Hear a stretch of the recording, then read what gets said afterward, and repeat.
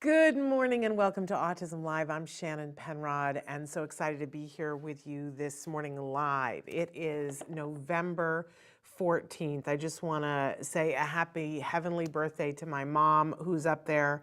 My mom who shaped so much of who I was today would have been, I think today would have been her 85th birthday, which is crazy to think of. But, the other day, good morning, Susie. The other day I was telling somebody a story about my mom and they were like, my goodness, this is like crazy. You should write a book, do a movie, whatever. My mom was, and I reference a lot of times that my mom was born differently abled. My mom was born with both of her feet clubfoot facing backwards and had so many surgeries. They literally, when she was a newborn, broke both of her legs to reposition them. And then she was very much like Forrest Gump, two braces on both legs growing up and in crutches and on wheelchairs throughout her life. And it never stopped her. It never stopped her. And if you had ever called my mom handicapped or disabled, she would have smacked you with her crutch and told you that she was very able. And she was the most capable and able person that I knew. When I was 4 years old, I remember standing on the lawn and we could hear people screaming down the street across a very busy street. They were screaming, yelling, help, help, help. And my mother, on a pair of crutches, she said to the three of us kids, she said, stay here, don't anybody move, don't go out into the street.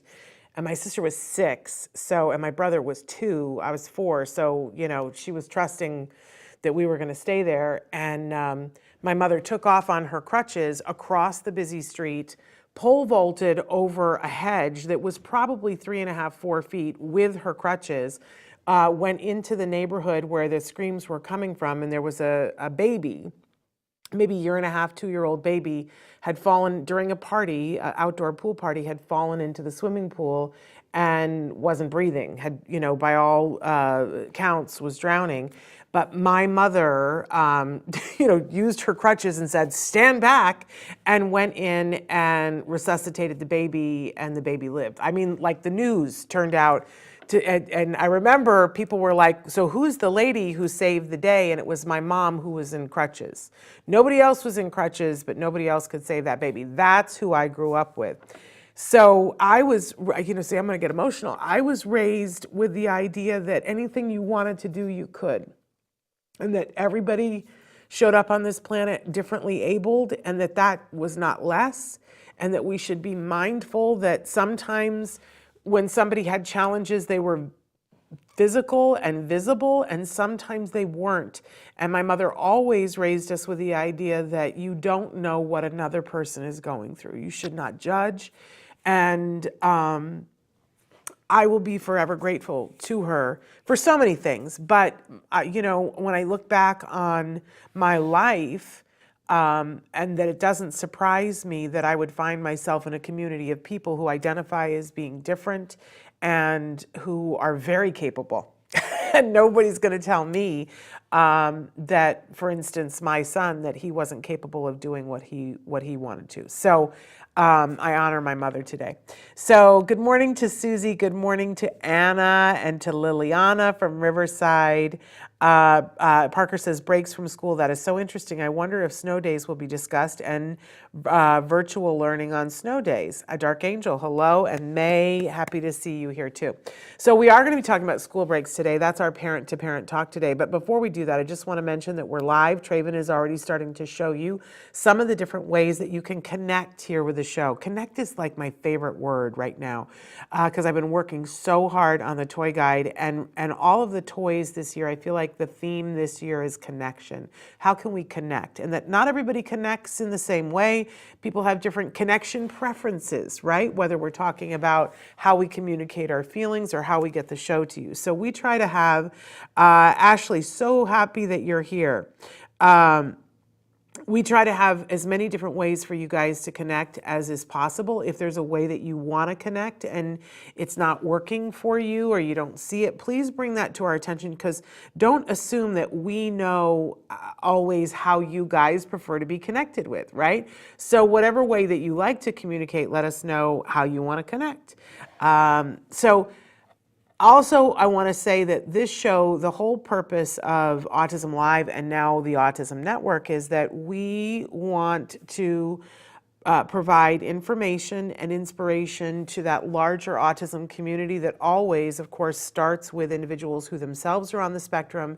But we also include in the conversation everyone who loves those individuals and wants to be a good ally. I am someone who Ashley, I saw that what you said, Ashley has written in and said, I have autism.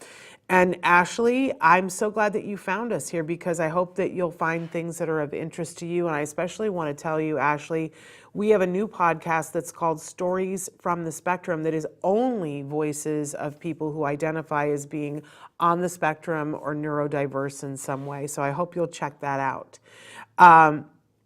But this show is meant to help all of us to advance the rights and the causes of individuals on the autism spectrum, to help them to be able to have the freedom to do what they want to do. It seems crazy in the year 2022 that we have to be fighting for that, but we do.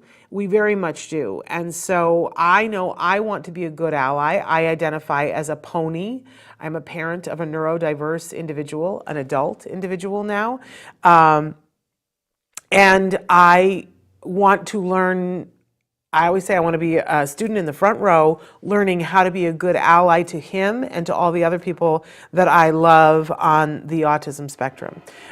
Because I feel like that's part of my calling in this life, is to show up and to be a person who is also championing the fact that, as my mother said, different is not less, right? Different is different, and we should celebrate difference and make room for everyone to bring their special brand of difference, because that's what knits the fabric of society together.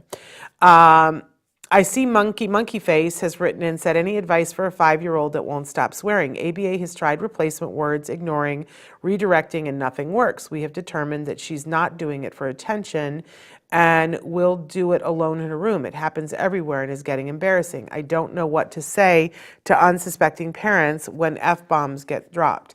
I am going to ask you if you have been has she been evaluated for Tourette's? Because we know many people that we absolutely adore who have Tourette's, that it is not something that they are capable of stopping. And I don't think that anybody's been able to do the complete math on what that is and why the tic is swear words, why it is that particular thing, but we see that a lot in Tourette's. I don't want you to be afraid to get a diagnosis of Tourette's. I personally know several people who have a dual diagnosis of autism and Tourette's. But if you start looking at it from a Tourette's point of view, and I love that you've kind of done your homework and you've done your legwork with ABA, where you've tried all the different things, but when we see that whenever somebody is doing it alone in their room, we see that it is not for attention, right? Then in all likelihood, it is automatic reinforcing to her. And if it is Tourette's, there's been a great deal of work dietary with Tourette's, that if you work with a good naturopath and work on diet, that we've seen a lot of people have a great deal of success where that tic doesn't happen when you take certain things out of the diet. It's different for everybody. It's not like a one size, like eliminate dairy and it will go away. It's not like that. It's different things for different people. But that's what I would be looking at, Monkey Face, and making sure, because here's the thing, when we find out that something is automatically reinforcing, which that's when you do it when you're in a room alone, then that means that the paycheck for it is on the inside. And sometimes it's a compulsion. Other times we don't, like I said, we don't really know the math, or I certainly don't know the math on Tourette's, but once we know that it's something that's happening and that's not capable of being stopped by the individual, then we're going to go at that in a different way, like we would never want to punish. As for how to deal with other people, I honestly think that it's hard because there's going to be stigma attached, but no matter what you do. But I think if you ahead of time tell people, and especially if you have a Tourette's diagnosis and you explain to them this is, this is a thing, and it's not her fault, and she doesn't mean to offend you. It sort of takes the sting out of it for people who are rational and reasonable, and you might find that you just only want to be around people who are rational and reasonable, and that people who get offended, like they're not dealing with what you're dealing with, and maybe care less about their opinions. It's hard because you want to insulate your child from people who are, and like, what, why doesn't she stop doing that? Who's a perfect example of someone who has Tourette's and an autism diagnosis? James Durbin, American Idol finalist. I think he finished 5 in American Idol, and he speaks out about both of those things and would be a good role model for her if that ends up being the diagnosis that you get. I'm not capable of diagnosing any of that, but I would definitely look into that. And I see that you acknowledge that. So, hugs. Because I'm sure that's hard both for her and for you and your family. Eventually, she's going to be older, and she's going to be around people who are not going to be as shocked if the F-bomb comes up. She's going to fit right in at a comedy club. You know what I'm saying? It's going to be okay. It's going to be okay. This is a hard phase. Oh, Parker, thank you. James was 4th. I thought he was 5th. Well, thank you, because I've met James and he's a sweetheart. We would not want to take away one of his places. Okay, but that's, I'm glad that we had that little interaction, because that's really what we're about here. If you have a question, write in. We are going to cover this topic today. Did I even say that you guys can be watching us on podcast? But if you want to watch on YouTube. If you want to listen, go to any of the other places. And our fabulous Traven went through all the different places that you can be watching the show or listening to it. And we hope that you'll subscribe, share, review. That's how we stay on the air, you guys. And you know that it's a year ago that we went out on our own, that we are now part of the Autism Network. We're out on our own here, and it becomes even more imperative for us to stay on the air for what you guys can do. I fight always. I've fought for 12 years. Every once in a while, somebody comes in and says, hey, what a great thing, and you have this big audience. You should charge them. Just charge them $1.25. And I fight constantly to not have there be any cost to you guys. But what I ask is that you you share, you review, that's what we ask of you, because that's what keeps us on the air. All right. So wonderful. But keep writing in. I'll keep an eye on that. But we're talking today about how to handle breaks from school. I don't know about you guys, but I love it when we've been slogging along and all of a sudden it's like a break is coming. A break is coming. That's the other PowerPoint, Traven. A break is coming, and we're going to get some time off here. And I when my son, because I used to be a school teacher too, you guys, and so I would love it when there was a 3-day weekend, or oh my goodness, Thanksgiving, and you get extra days off. It's a short week. Sometimes you only go to school Monday and Tuesday, and then you get Wednesday, Thursday, Friday, Saturday, Sunday off. It's amazing, right? Let's be so excited about that. And then the reality of it, when I had a child on the autism spectrum, it would usually dawn on me like at about 10:30 on the Wednesday of Thanksgiving, oh my goodness, we don't have a bunch of the support that we have had every day, that he had a thing in his day and he was on a groove, and now it's all been ripped out from under us, and he's not feeling the relief of, whoo, we get a break. He's not feeling that. He's looking for, he doesn't want to be bored. He's looking for his next thing to do. And a lot of times I would be frustrated. So I put together 10 tips here to help us. And hopefully, Traven, do you have that PowerPoint? Did I send you the wrong one? It may not be his fault. So that some things to think about and to be doing now to get ready for the break. so that you don't wear yourself out, that your child doesn't get bored, and that you're having a good time. I see Simply Me, Laura says, we recently had 1 week off from school and had to stay indoors for it. My 13-year-old daughter was so bored. We did some painting and tried games, but it didn't seem to do much for her. Yeah, because different strokes for different folks. But that's really the key, is that keeping that boredom at bay. She says she seems to enjoy the structure from school and how there's always something to do. I have a 2-year-old at home, so it's hard for me to keep her engaged at all times. And Parker says, ESY, I heard it's great, but it's not needed for everyone. Yeah, well, ESY is great because that's extended school year. That's through the summer. But, the crazy thing about that is that it's, summer is 10 weeks and usually ESY is 4, 5, maybe 6 if you're in a certain district. It never covers the whole thing. And I see Lori says, we've been going through this. My son Elijah is working through this. At the beginning, it was so hard to adjust. Now he knows the teacher and the parent is on the same page. We speak daily, and he knows he cannot play us against each other. I think you might be, you're responding to something that I didn't get to see.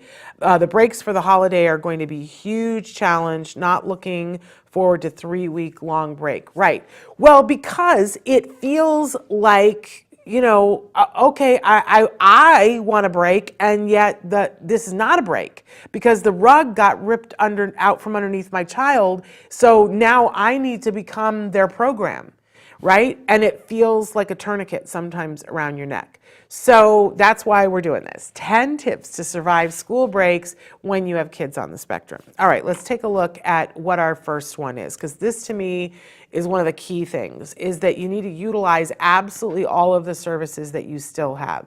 So now is a great time to be asking whoever your service provider is, can I have more? And it's like is it David Copperfield? No, that's the magician. Who's the Copperfield? Is it David Copperfield that says, please, sir, I'd like some more, from the Dickens. But ask for more. So you might have like here in California, we have the regional center, that you could go to the regional center and ask for more respite. And respite, for those of you who don't know, is something that is provided for you to take a break. Most states now, if you have a child who is identified as having a disability, and I know we can have all the feelings that we want about that, but the truth is that there are many people who are on the autism spectrum who do not qualify for a disability, but often children, not always, but children on the spectrum are identified as having a disability because there's support that they need, and they can't take care of themselves. We can have our emotions about it, but it provides you with more access to services. So for that reason, we go, okay, we're gonna accept that people are saying that your child is, I know my mother would be like, they're not disabled, they're just differently abled, right? But it's allowing for more services and help. So that part we want. And almost all of them will provide you with some form of respite. And the thing about respite is not so that you can go to work. It's not babysitting so that you can go to work. It's crazy, right? But it's babysitting so you can go shopping. It's babysitting so you can go get your nails done. It's babysitting so you can take a nap. And when they fund respite, they're very particular about that it has to be something where you're taking a break. Respite can be for you to go be with your 2-year-old while they hang out with your 13-year-old. That's acceptable, right? Because respite is a break from taking care of your child that has special needs. That's what it's there for. It is not for you to go to your job. That's a different category of things. But respite really is for you to be able to take the break to go do some of the things that you wouldn't be able to do if you were taking care of your child.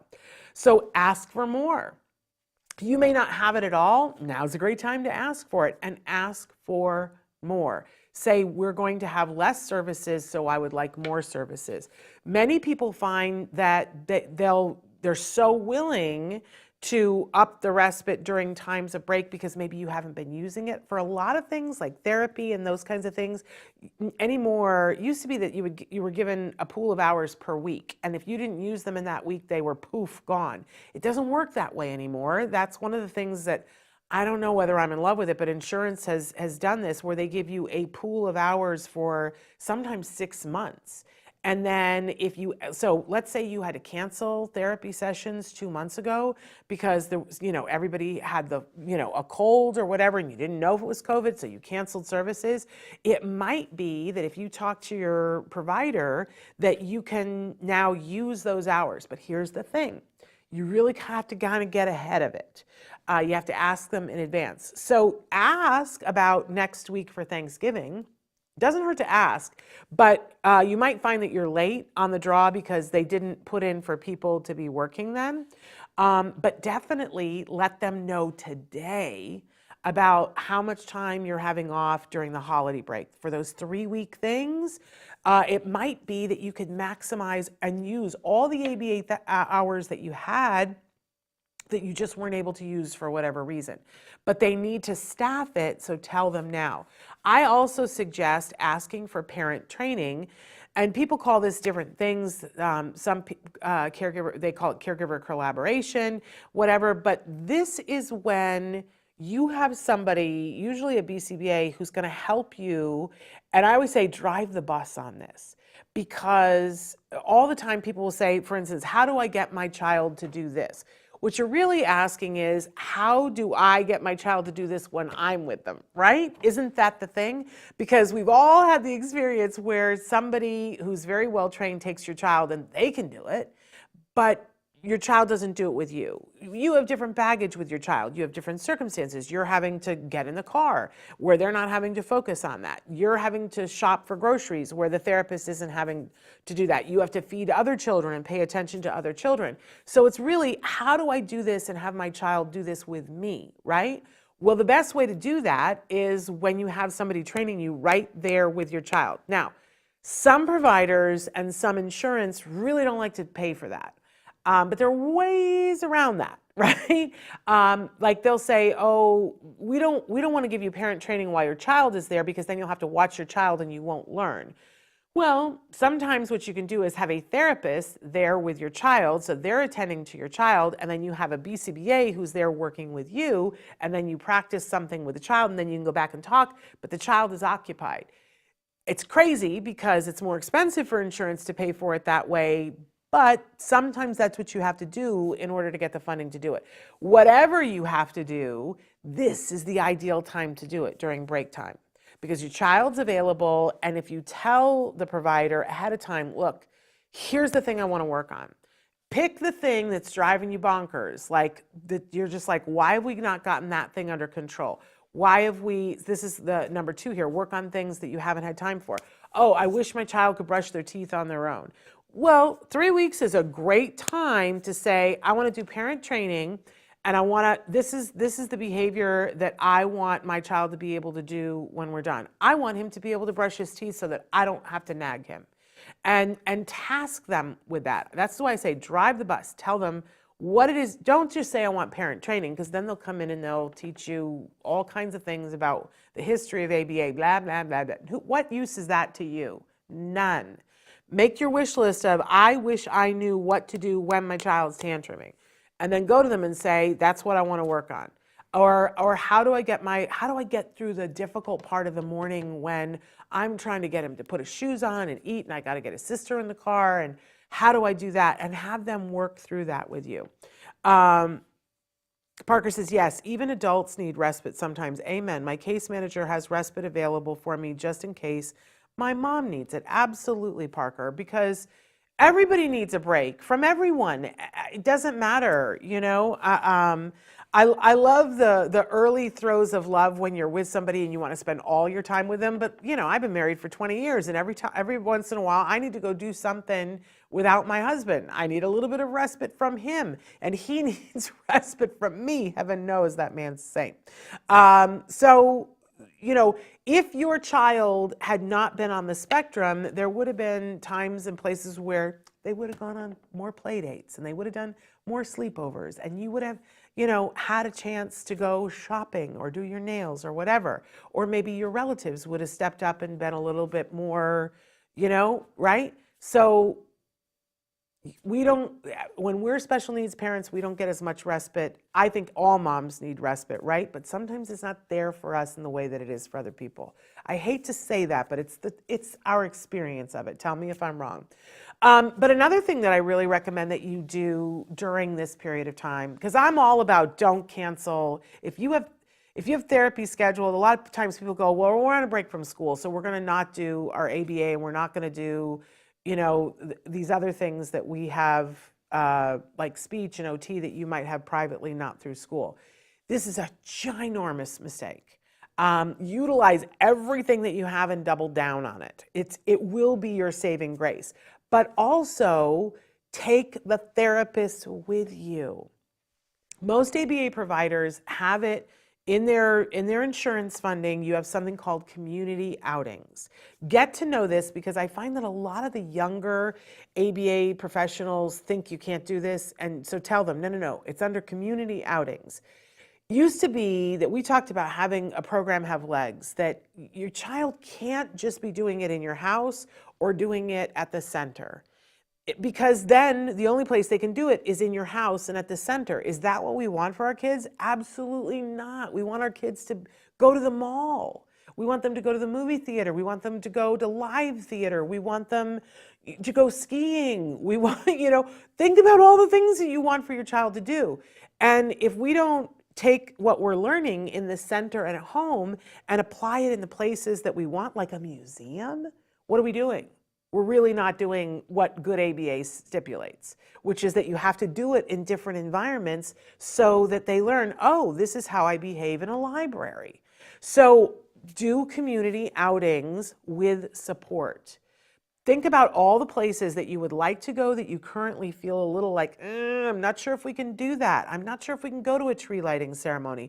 I'm not sure that we can do the synagogue service. I'm not sure that we can do a gift wrapping party.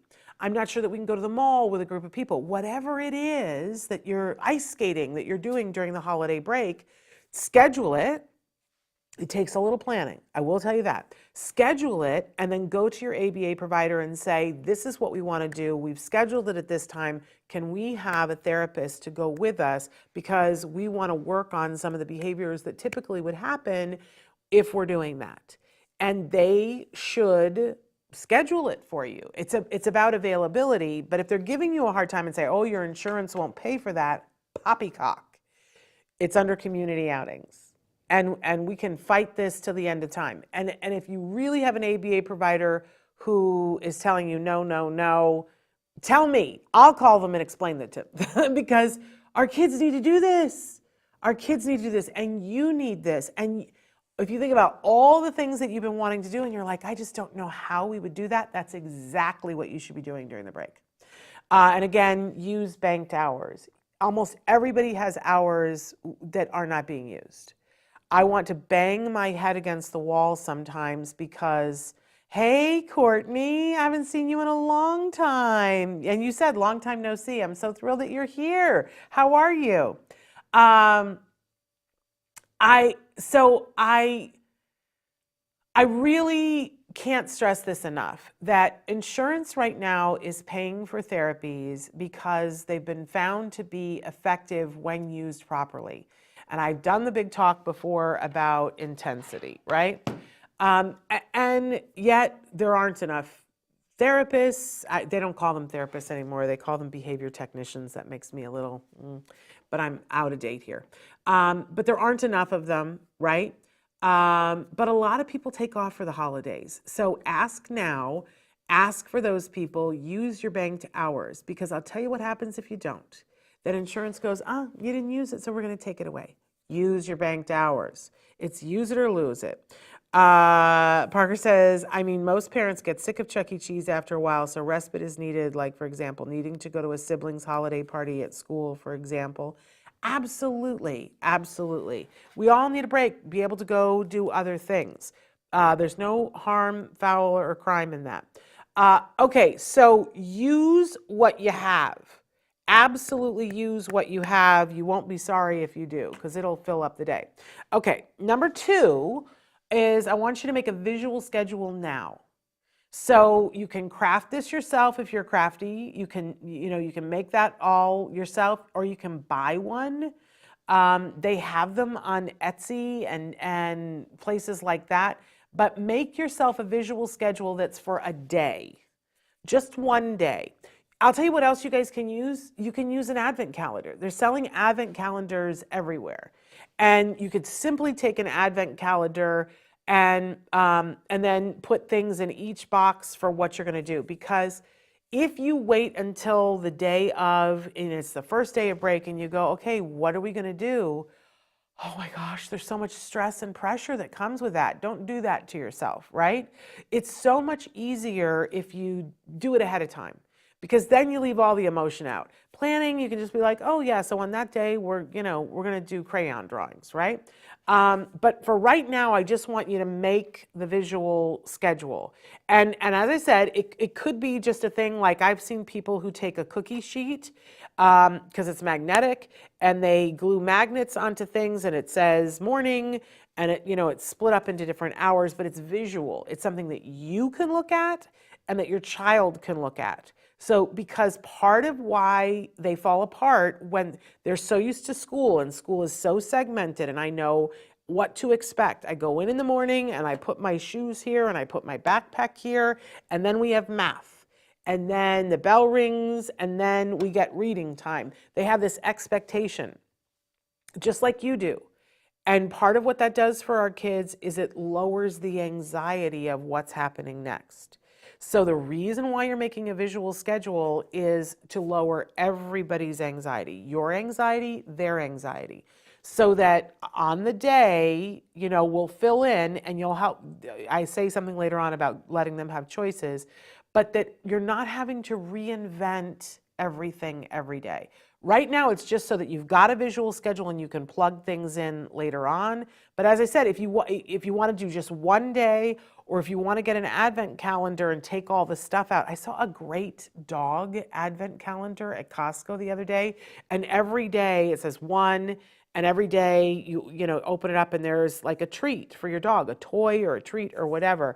And it was cute. It was a dollhouse. It was big. Because it had to have dog biscuits in certain drawers. You could get something like that, take all the dog treats out or take all the candy out, because they have them, even at Trader Joe's, they have them in their candy. They're just small little things. I have an advent calendar that my mom made that's quilted that has little pockets, right? And even now, we put something in each pocket, like, now it's things like, you choose where we're going to go to dinner. Boy, that's a big treat, right? Or, one free driving lesson in the, not that he couldn't have that all the time, but you know what I mean. So you could do that, and each day put in two little slips of paper, like we can do this or we can do that. But right now, I just want you to get it and find a place for it to be, right? Your visual schedule for the day, but it could be for all the days. Okay, but then I want you to make a calendar, and it can be just a piece of paper, and you write the days off, right? The visual schedule is really meant for your kiddos to lessen their anxiety so they know what's coming, right? This calendar is for you. This is your calendar. You don't have to show this to your child. And so it has to be reinforcing to you, which means if it is this ginormous thing that you've, colored in and it's on the wall and that's what flips your switch, fabulous. If it's on your phone, it could be on your laptop, whatever. But it has to find a place to live that's easy to get to. If it's going to be something that's on the wall at home, once you get it there, I would take a picture of it so that it's on your phone. So if you're out and you don't remember what were we doing on this day, you can refer to it, right? And the first thing that I want you to do on that calendar is fill in all the things that are already planned and all the therapies that you still have. Like, let's just populate that calendar and put all the things on it, like you're flying to Rebecca's house on the 24th. So that's immovable. So you're putting that on the calendar, right? Or that it's Pop Pop's birthday party on the 27th. So you're going to put that on the calendar. But then also make sure all the therapies that you already have, and check with them to make sure that you are still going to have them during the break. And again, ask for more. Parker says, or use an app if you're technically savvy. There's scheduling apps out there. You could do that for either the visual schedule or for this. Absolutely. However, I'm somebody who likes paper and pencil, and even if I have it on my phone, sometimes I got to draw it out so that I can see it and it's in my body because I drew it. I love a good bullet journal. And my husband goes, wouldn't you rather have one of those Filofax things where you just, like, the days are already there? No, because I can't visualize it then. And once I, make it on my bullet journal, I know, the 5th is, like a Tuesday. I'm making that up. But you know what I mean? Because it's in my brain. So, but put all the things that are already scheduled in first, and then you can start adding stuff to it later on. But if you put the bones, what I call the bones, in first of, okay, well, we know that he has ABA on Tuesdays, then, that's sort of taken care of. And then you can focus on where are the places that we have big gaps, right? So once you've come up with a calendar for the days off, and it doesn't have to be for everything, it literally can be, here are the days off, and that you found a place for it, then I want you to plan one thing a day. One thing a day. Now, if it's already a day where there's therapy, and I'm not counting therapy as a thing that's happening that day, because I want you to have something that's super reinforcing, but it can be a short thing. So let's say if Bobby has therapy on Tuesday and it's a long session, then maybe, the short thing that we do that day is that we go through the drive-through of their favorite restaurant and we get the toy. Right? That's a short thing. It's not going to be taxing for you, but it'll be a big deal to them. Hey, we get to go through the drive-through today because you did such a good job at therapy, right? But plan one thing, a short thing, if it's a day that you already have therapy. But if nothing is happening on a day, I want you to plan something, one thing that's super duper fun. One thing. Now, it might be that you're like, but this is where I run into trouble. I don't know what to do. And for the person who wrote and said, it's different. If your child is a 13-year-old girl, it's different than if you got a 2-year-old. And if you've got both of them, boy, it's really, really hard. And having to think of what to do is even harder. So I think thinking of it ahead of time is really, really helpful. But one of the things that I think is also helpful is just brainstorming and come up with a list of things that you can do. And we've already started that list for you. And Traven, I hope we can find where it's listed. It's also in the back of my book. But we have a blog that I did that in the early days of the pandemic, I came up with a list of 101 things you can do with your child, and then we added on to it. And people sent things in. I don't know how many things are on the list now. And I cannot attest to the fact that all of the links that are on it are still active, because a lot of it was stuff that was during the pandemic, but it was a lot of things and a lot of websites that you can go to, like there's virtual museums, and take a look at it. It's a great jumping off point. Everything on that list isn't going to be possible for you to do, not with every child. So you pick and choose the 101 things. If you've got a 3-week break, I think you're going to be able to find enough things on that list, or it will jumpstart your memory about, what they really love. We could go to a museum. Why don't I find out what day the museum is open? And then I go back to the calendar and I go, look, we have that Wednesday where we have nothing going on. We could go to that museum that day. And I tell you something, I'm like, on day of, I don't want to do anything. I just be honest. Like, I wake up in the morning, I'm like, I don't want to do anything, right? But if it's already there and it's on the schedule, it's sort of like something to look forward to. And I go, oh, right, today's the day that we're going to the Museum of Natural History to go to the butterfly exhibit. Right, we said we were going to do that, so we're going to go and do that. Schedule it, but let the schedule be your guide. Don't make it your be-all, end-all. If you wake up on the morning of the butterfly thing and you're not feeling up to it, you know, then we do other things. I've got that coming up. I thought it was the next slide. But I forgot to say, too, that it's very important that we set bedtimes and meal times. This is where things get wonkinator during the breaks. Because we're taking a break and we're taking a break, we want to be a little less regimented with our schedule, and we want it to be a little less regimented for our kids, and maybe we want to sleep a little bit late, we want to go to bed a little bit late, and we want to eat at different times. Okay, yes, I'm all for that, but set it.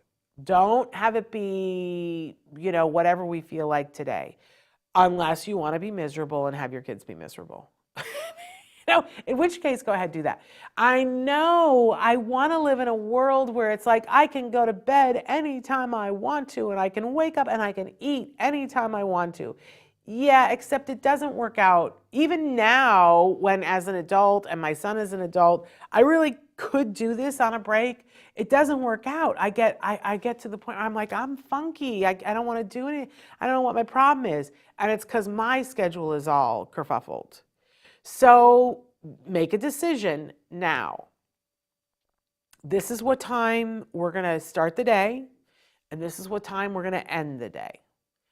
Be kind to yourself when you set this, and set that for yourself and set that for your kiddos. Now, if what you love more than anything else is to sleep late, by all means, set that and say, this is, you know, if you like, okay, the rule is we're all staying up. The kids are staying up till 11. I'm staying up till 2, and I'm not getting up till 10 o'clock. You know, set that, but make sure that you have something for them to do that's safe and they're not starving for you to sleep till 10 o'clock, if that's really your thing. Whatever it is, set it and put it on the visual schedule that this is when we get up, this is when we go to bed, so that it's not a surprise, and that it's not a negotiation, a hostage situation every single night about, can I please stay up later? Can I please, you know, I want to do this, I want to do that. Put the bedtimes and the meal times there, and really make an effort to stick to it as much as possible. If you're going to off-road it, make it a big deal, like we're going to celebrate. And you want to stay up tonight as late as you want, it's a one-time thing. And then be prepared for the mayhem and bedlam that will be the next day, because they will be out of sorts, they will be miserable. They'll be hungover is what they will be. Okay, so, oh, Stacy, thank you. She says, love this. This sure came at the right time. Thank you. It's because it's hard, but now is the ideal time to be thinking about this. So arrange everything else around those important appointments and think of it that way, that sleep, getting up in the morning, going to bed at night, and eating regular meals are important appointments, and that we're going to attempt to keep those as much as possible. Don't berate yourself if you get a little bit late or a little bit behind, but get right back on track as quickly as you possibly can. That's going to be super duper important. Number 7, give your child choices.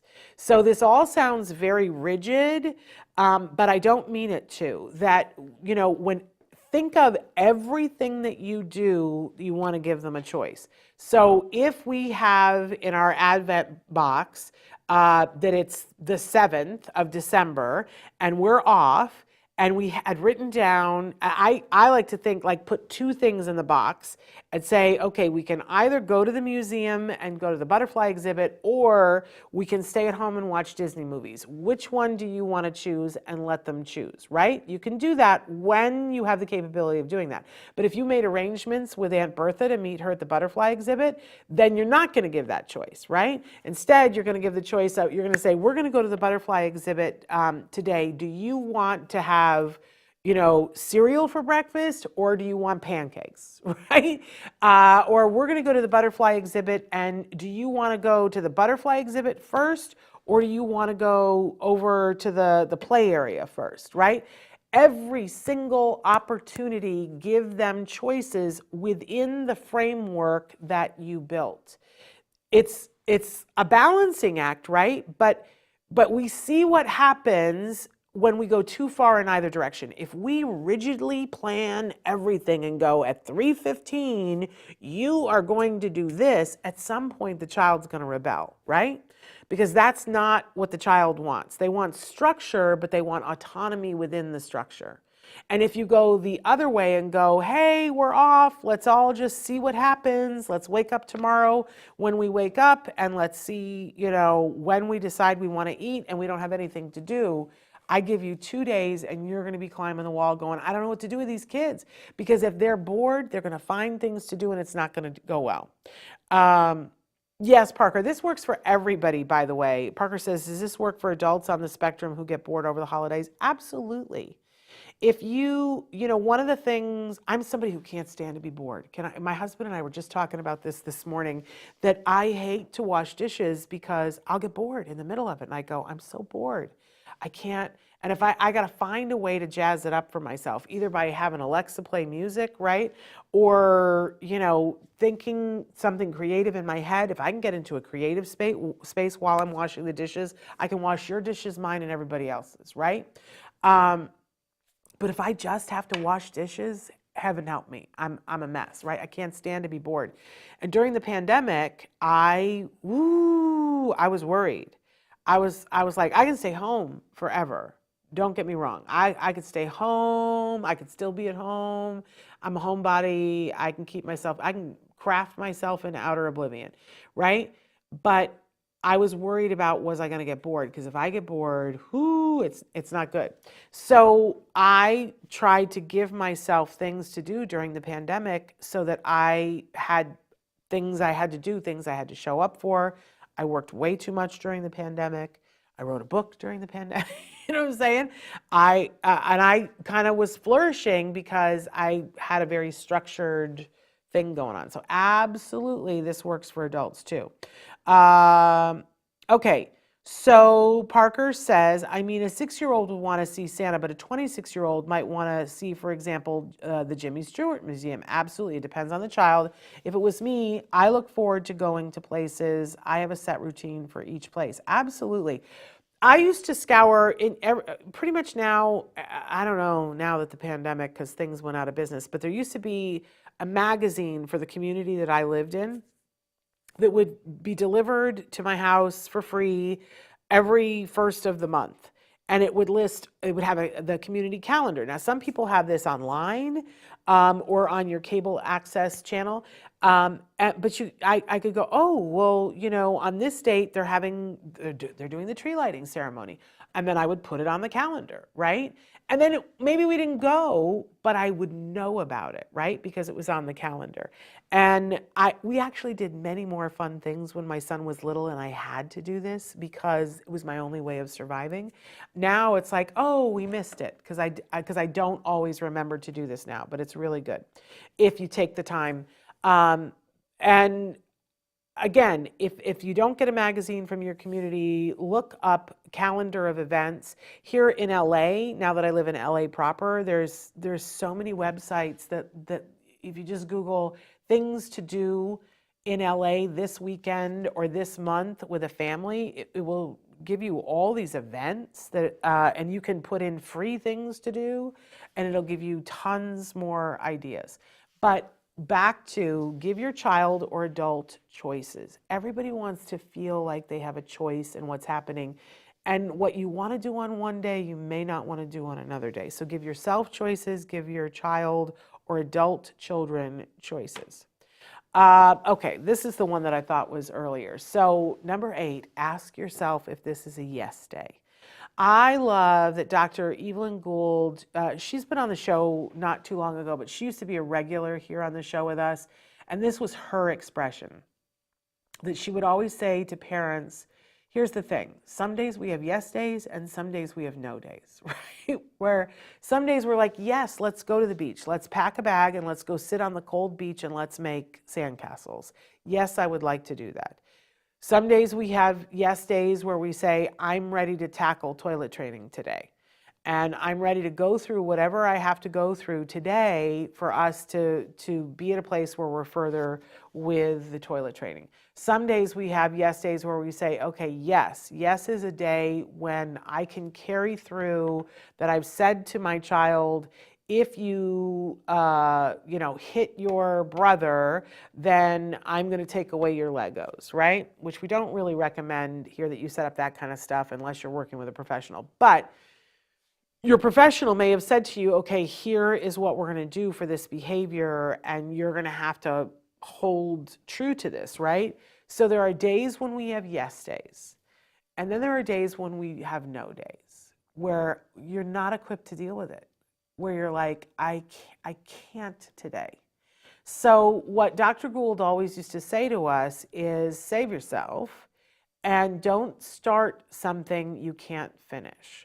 So if it is not a yes day for toilet training, then don't do toilet training today. I know ABA professionals say, well, we have to be consistent, but consistent is a lot of different things. Consistent means that if I say to you, you need to do this, that then I need to follow through with that. And if I'm having a no day as a caregiver, then I'm not going to ride your butt about it. I'm not going to prompt you and say, pick up your toys, if it's not a day when I'm prepared to follow through on what we've said I need to do when you don't pick up your toys. Does that make sense? So you just don't start the conversation. There are days when we prompt our kids and say, okay, and we're willing to take on an intervention and toe the line. I put the football thing here because it feels like football to me. It's a sport, and sometimes it's a contact sport, right? Where we have to be willing to take the hits as parents before we start something, right? So, just thinking back to our existence that, we had a Lego issue where there was Legos from one end of my house to the other. And if I wanted my son to pick up his Legos, I would know that that was like a 2-hour thing and that I was going to have to get down on the floor and be prompting him, and I would be having to reward him for picking up the Legos, and it would be a thing. You know what I'm saying? And there were some days when I didn't have on a break where I was like, I don't have it. So the Legos are going to stay on the floor, and I would put on my shoes with a big sole so that if I stepped on them, that I didn't injure myself. You know what I'm saying? You gotta have enough bandwidth to be able to say to yourself, I can't do everything today. And that's fine. Today might be a day that the only thing I can say yes to is let's sit on the couch and let's watch Disney movies all day. Now, do we want that to be every day when we have a kiddo on the autism spectrum? No, right? Although there's much to be learned from Disney movies, there's a lot more things in the world than Disney movies. So be mindful about if you find that every day becomes sitting on the couch and with a blanket and watching Disney movies. Your kiddo's going to get bored, first of all. You better change those Disney movies up. And you're going to have a harder time when it's time to go back to everything for you getting back in the groove with things. But moderation in as much, I always want to say in all things, but I'm not good at that. So I'm not going to preach that to you, but moderation where you can. Every once in a while, it's okay to have a day where you just sit on the couch with a warm, fuzzy blanket and watch Disney movies. Every once in a while, it's important to have those days, right? So be kind to yourself. And before you start something with your kiddo, ask yourself, is this a yes day? And on those days when you feel like, oh, I'm a parent, I got this, I know what I'm supposed to do, like those are the days when you take on toilet training, right? But on the days when you're really not feeling it, have the maturity to say, we're going to take it easy on ourselves today, which means you take it easy on your kids. Parker says, but the wrong thing is if there are choices, but not really a choice. Well, Parker, I think I think I hear what you're saying. Um, Sometimes it's hard because there are things that you don't have a choice. Like if you're well and healthy, you need to go to school, right? Those kinds of things, it's like you don't have a choice about going to school. So we would never say to someone, what do you choose today, going to school or not going to school, when really what you have to do is go to school. But I think it's important when somebody is upset and saying, I don't want to go to school. First, I think it's important to be asking why, right? Why don't you want to go to school? And if it's because I'd rather stay home and watch Disney movies, then that's not a reason to stay home, right? So instead of getting bogged down in that moment, I just want to make sure that the reason why they don't want to go to school is because they're being bullied or that they're uncomfortable in some way, right? But if we've eliminated that and it's because I'd rather be doing this thing that's more fun, then we know that we've got to get them to school. So sometimes what helps is to give a choice of what is your paycheck going to be for having done the thing that you didn't really want to do, but you're going to do anyway. And that's life. And I know people get very emotional about that and go, that's an unrealistic expectation that we're having to reward them for. Really? People get paid for going to jobs that they don't love. That's life. And we need to make it fair. Isn't that what Dr. Grant Pichet always says? Make it fair. So that's what I mean about giving choices whenever possible, and that sometimes it's literally giving, sometimes you have the ability on a break to say, would you rather do this? Would you rather go to the museum, or would you rather watch Disney movies? And you get to pick. Thank you, Traven. So utilize that if you can. But if it's something that you have to go to Aunt Bertha's, sixth night of Hanukkah, and your child doesn't want to go, but you've got to go, then you got to up the stakes and make it fair and say, okay, what do you want to choose, either that we're going to do when we get home, on the way home, or tomorrow? That your paycheck, and you can even language that with kids who understand what a paycheck is, but a lot of young kids don't have any idea what a paycheck is. But you can say to them, okay, we're going to Aunt Bertha's, that's a thing. But what would you like to have after Aunt Bertha's? Do you want to go to the bouncy house place, or do you want to watch Disney movies? I'm all about the Disney movies today, right? But that in that way we give the choice. Does that make sense, Parker? Parker says, it's like in my life, I almost get into a meltdown a few weeks ago for not getting to go out to eat. Not fun.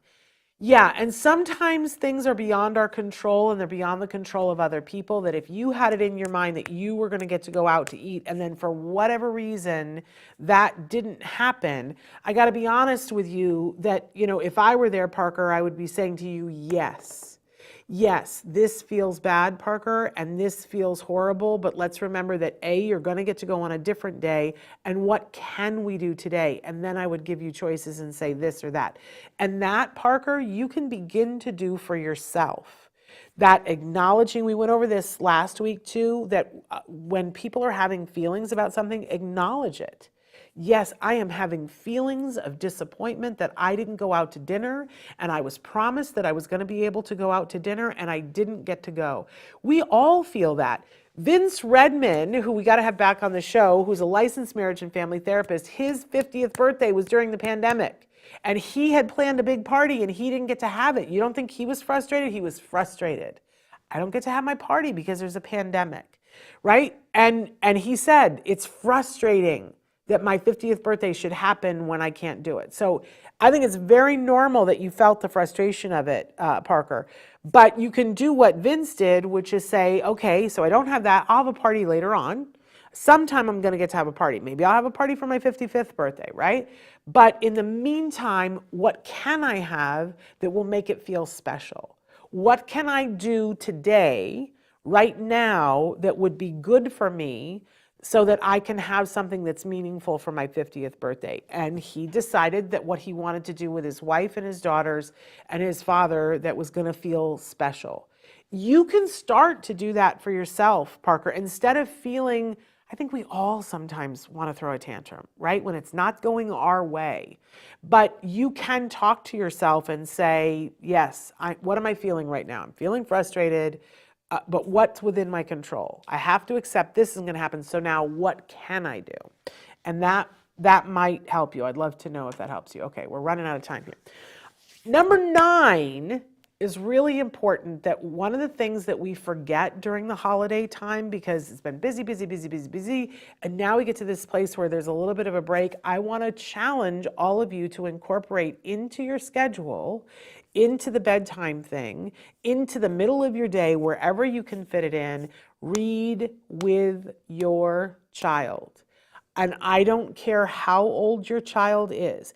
If you have a 32-year-old who reads books, decide on a book to read together to discuss. Read with your child. Almost everything that you are working on with your child, whether they're very young, a teenager, or an adult, almost everything that you're working on can be strengthened through reading and listening skills. So it might be that you have a baby and you are reading to them. It might be that you have a child who's a pre-reader and you're reading 3 words and then pointing out a word and having them sight read that word, right? It might be that you have an older child and they read a page and you read a page, or that your child is reading just to you, or you're reading the same book side by side. It does not matter.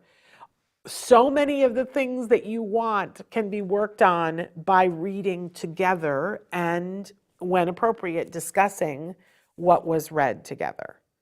Please, please, please take a time during the break to put that into, have that be part of your tradition, that when we have time, we read together. You won't be sorry. And then our last tip here is to play what your child is playing. And that means with or without them.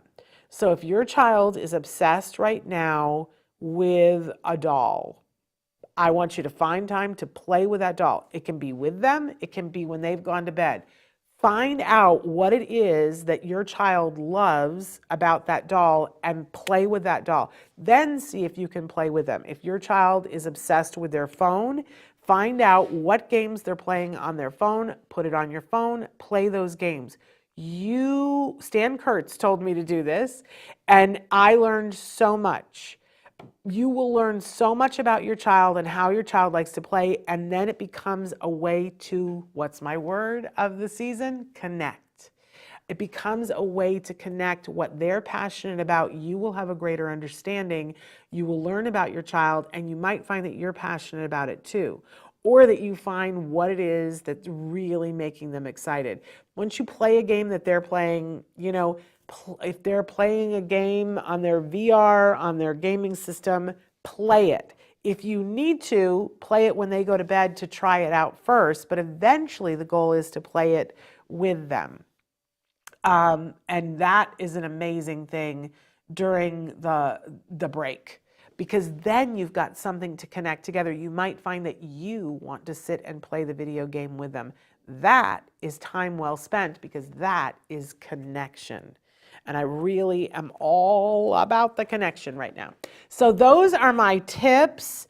If I could do 25 more, I would say to you guys, hello, Helen. If I could do 25 more, I would include things like be kind to yourself, up the self-care, model the self-care, right? But I wanted to keep it to 10 things, and I thought that those were the 10 most important things to be able to survive breaks. But I go back to that first one, you guys. It's the basis for everything. Utilize everything you already have. Maximize every single therapy and therapeutic thing that you already have in place. Don't cancel those. Everybody cancels during the holiday thing, and I'm like, it's the very thing that will help you the most, so don't cancel those.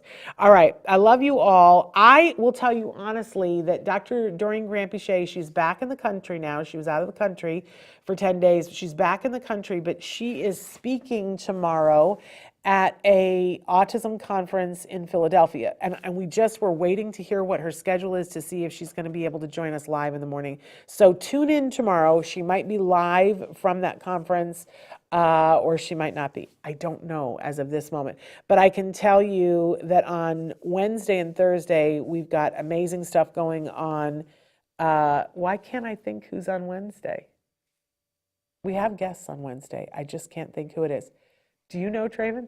And then I think we have two guests on Wednesday. And then on Thursday, we have Moira for Let's Talk Movies. She and I are going to be talking about a bunch new movies. Boy, there's so much coming out soon, but we're going to be talking about that. But I cannot remember who's Wednesday.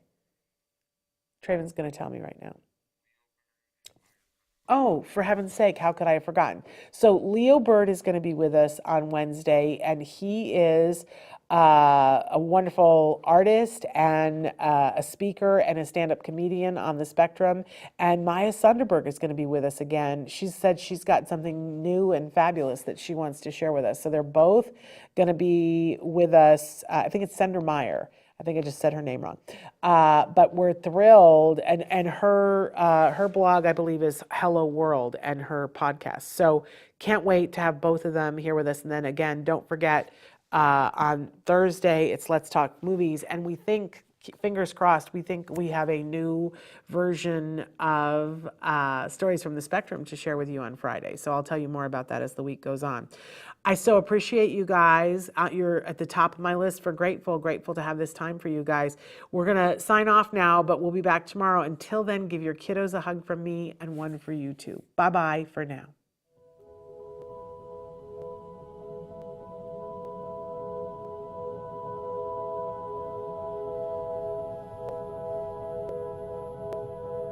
If you found anything helpful in this video, please give us a like. In fact, make sure that you smash that subscribe button on YouTube and give us a like on Facebook. You can also follow us on Twitter and on Instagram for important updates. And please download our free podcast wherever you get your podcasts. Thank you so much. See you next time.